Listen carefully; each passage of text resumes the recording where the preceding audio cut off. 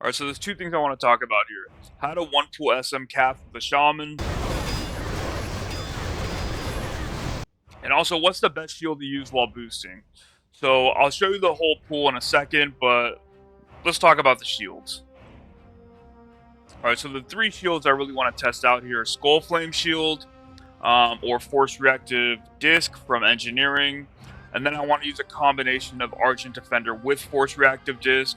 Argent Defender increases your block chance by 50%, so when that does proc, I will swap over to Force Reactive Disc, where every time I do block, I do a bunch of AoE damage, and the downside is you lose a durability every time you block.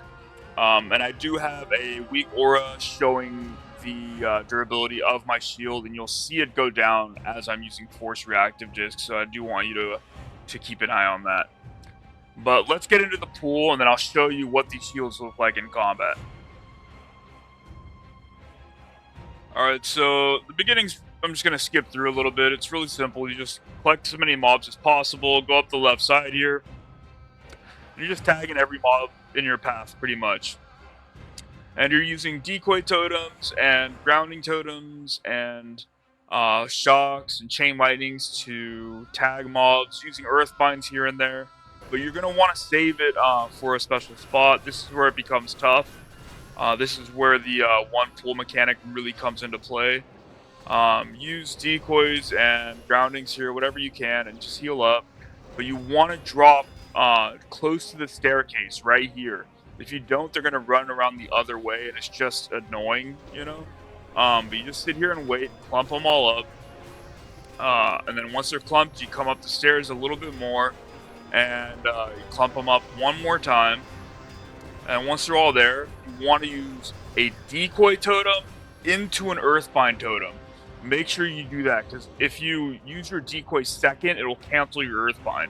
Right? Drop a grounding totem there, and then project the earthbind next to the grounding so it catches them on the way back, and you should have enough time to open the door. If you mess up, I just do a loop around, get them to the fountain, and do it again. I've done that before. It just, you waste like, I don't know, a minute of your time, whatever, it's not a big deal. Now, this is tricky, right? You want to kill the boss on the way back, use Shamanistic Rage, use Earthbind Totem, use Decoy Totem, and you really want to separate these mobs, the whole entire train, away from the boss. Because if he stuns you, the run's over, you're dead. I mean, you could get a PvP trinket to get out of it. I'm just a little bit lazy. But you want to kill him, like, before you bring him back to the entrance. He's a big pain. He can even stun you while you're, like, face tanking the entire pack. And then when you drop it down from the fountain, you want to collect the rest of them. If Mulgrain hasn't been killed yet, you want to just body pull these guys, and then keep your target on the boss and kill him as he's coming up to you. Or you can make a macro to target him if you want. But this is how I pull it. I use a Stone Skin, a Grace of Air, and I just face tank it. Now this pull, I'm using the Skullflame shield. You can see the durability bar on the top left. It's not going down that much, it's pretty sturdy. But this is the Skullflame pull here, and you'll see the damage. Your biggest damage dealers are going to be Fire Nova Totem, Magma Totem, Flame Shock, and I haven't done it, but I think you can get away with not using Riptide in this, and just using Overcharge. I think I'm tanky enough, to be honest, and that would speed up the process. But I always like to have Riptide. It's just, a nice fail-safe, keeps you from dying, and if you're the people you're boosting come loot while you're doing this and they end up getting aggroed, you can still heal them. A Riptide at this level would probably full heal any person that you're boosting. So that's why I like that. But you just bring them back to this tunnel to bring the casters back to you. But let's take a look at what Force Reactive Disc looks like.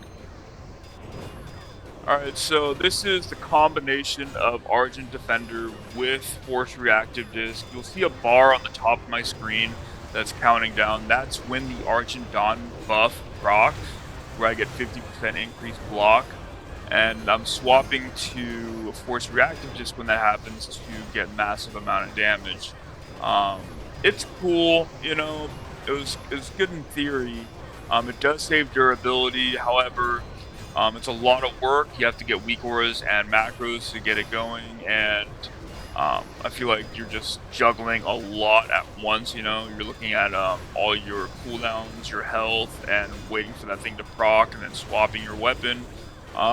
It's cool, but let's look at just Force Reactive Disc, dudes. Just look at how many numbers pop up. This thing is insane, right? Just so much damage.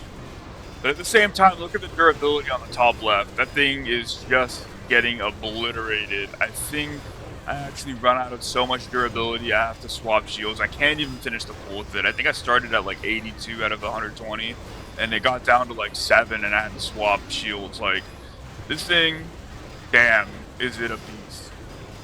But also, you could only really do one of these for one cath. Like, is that realistic? Probably not. Either you're gonna have a bunch of repair bots, or you're gonna buy like 10 of these fields. You know what I mean? Like, but it is fun. It is just so damn fun.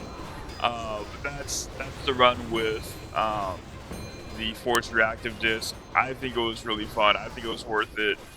Really cool shield. But let's look at the numbers real quick of how much damage it actually did. Alright, so let's look at the first shield here, the Skullflame shield. The Molten Blast proc did about 42,000 damage, and the Drain Life did another 5,000, so that's about like 48,000 damage, about 10%. And then the Argent Defender made the Force Reactive Disc do about 46,000 damage, about 9%, a little bit less. A lot more work and a little bit less damage, and it didn't heal me. Now the full-on reactive disc, that thing did a whopping 81,000 damage, took up 17% of my damage total.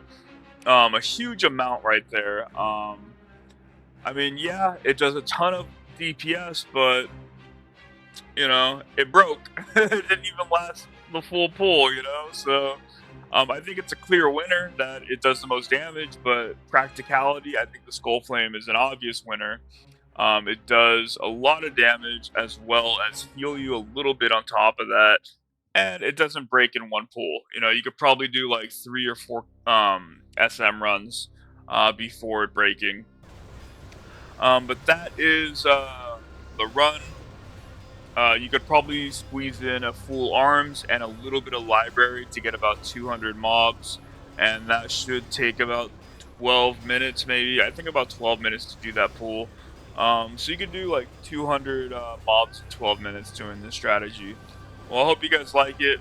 Thank you guys very much for your time. And if you're a shaman, give it a shot, you know?